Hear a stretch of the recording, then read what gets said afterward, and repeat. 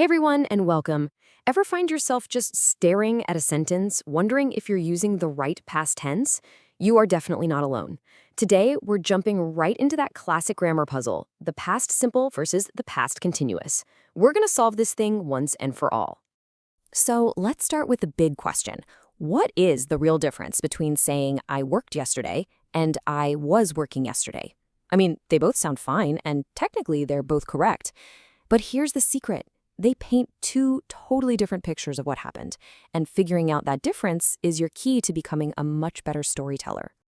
So, here's our game plan for today. We're going to look at each of these tenses on their own. Then we'll see what happens when they run into each other, and we'll wrap it all up with one simple idea to make sure it all sticks. Okay, first up, let's talk about the past simple. I want you to think of this tense as a snapshot, like a photograph. It just captures a single, complete moment from the past that is totally and completely finished. The most important words to remember here are fully completed. That's the whole idea behind the past simple.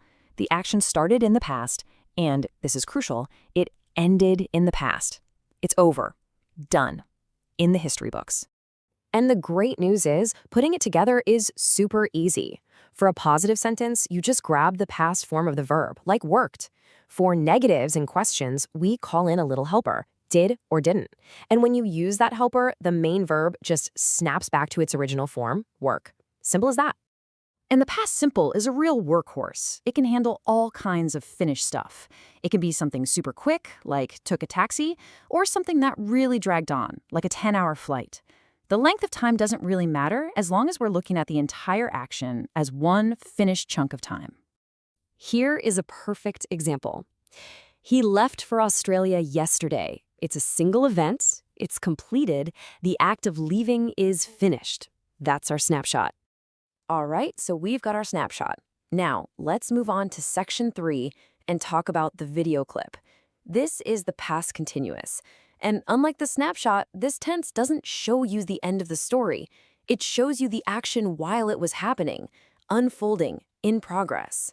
So, the whole idea here is in progress or not yet finished.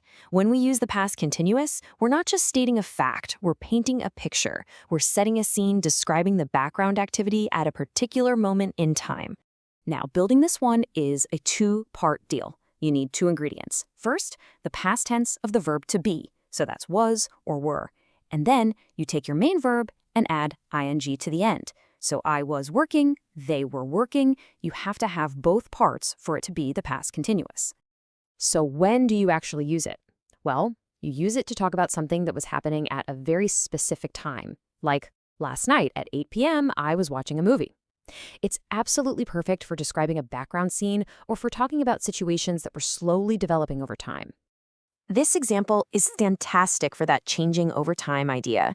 See, the closing of industries wasn't one single event that just happened in a flash. It was a long, slow process, a trend that was unfolding through the whole decade. The past continuous captures that feeling of ongoing change just perfectly. Okay, now for my favorite part. Section 4 is where it all clicks into place. We've seen the snapshot, we've seen the video clip. Now, let's see what happens when we put them both into the same story. This is where the magic happens. This is the most common, most powerful way these two tenses team up.